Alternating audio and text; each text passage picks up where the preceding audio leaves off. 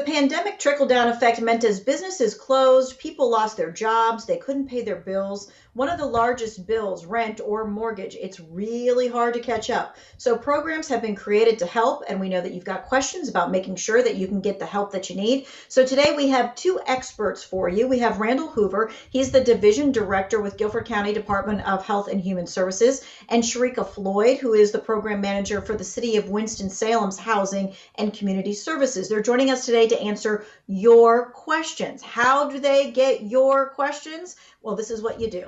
You text us your question. The number is 336-379-5775. Remember, this is a text only, so please don't call that number, but text us your questions. Now, I want to go over what we're going to be talking about today. There are three programs that we're talking about that have some kind of either rent and or mortgage assistance. The first is the city of Greensboro. If you live in the city limits of Greensboro, you can only apply to that program.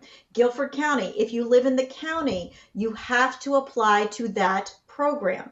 Winston-Salem, Forsyth County, they are joining forces. So no matter where you live in that area, you can apply to one-stop shopping there. All right. So right now, the city of Greensboro is still in the process of getting their application program set up. City of Winston-Salem, Forsyth County, Sharika, you guys are still in the process of getting set up.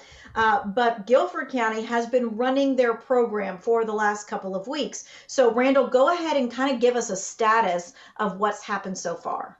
Yes, Tanya, we have been operating our program for about 4 weeks now, and we've received a total of 527 applications, approving about 312 of those so far. The others are pending or have been found to be not eligible.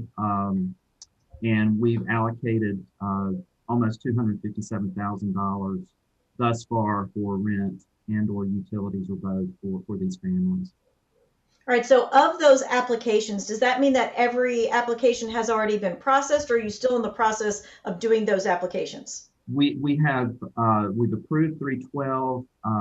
Part have been denied.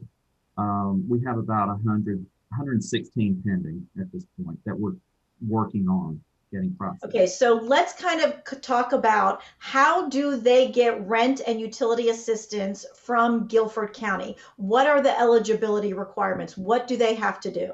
Right. As far as the eligibility factors, they have to be a resident, of course, of Guilford County, not living in the city limits of Greensboro.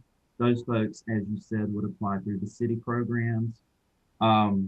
They would need to have experienced some sort of reduction in income, significant household increase in cost, or experienced a hardship due to COVID, at risk of homelessness or having housing instability, which means that they're delinquent in their rent, not received any other assistance from federally funded programs to cover what we're going to cover. And they were current with their rent and utilities as of March 13th, 2020. Current with their utilities and things as of March 2020. So last year, kind of like before all of this started. So if they were paying their rent and that kind of thing, then they are eligible for this. And how many months can this pay for? Up to 12 months of assistance, either back rent or prorated rent in the future up to 3 months. Okay, great. All right, Sharika, let's go over to you briefly as well, and let's talk about how Winston-Salem, Forsyth County, you guys have joined forces, and there are a couple of different programs under this umbrella. Yes, Tanya. So the first program that we have is the Emergency Rental Assistance Program. So that program is the Winston-Salem and Forsyth County. We're providing rental assistance and utility assistance. This assistance is for individuals and households who are behind in utility or rental payments. We are assisting those who have been affected by the economic impact of the coronavirus, have a household income that is below 80% AMI, and they have to be named in the lease or a utility bill for the residence that they're applying for.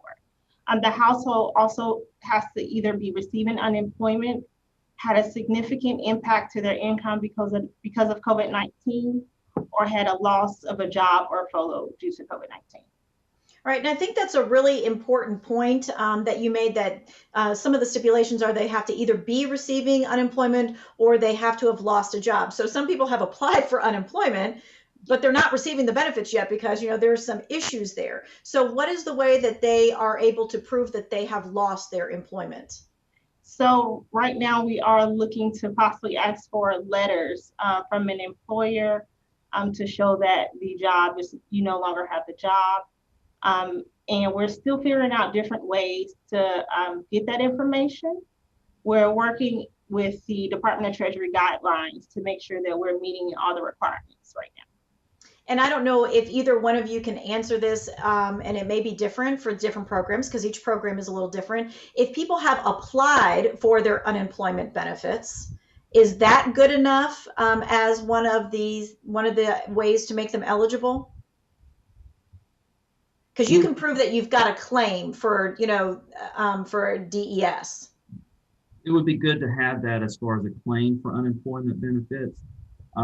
But as Sharika said, we can also look at letters of termination, furlough letters, anything from the employer that shows the income has stopped for the particular month we're looking at as far as income.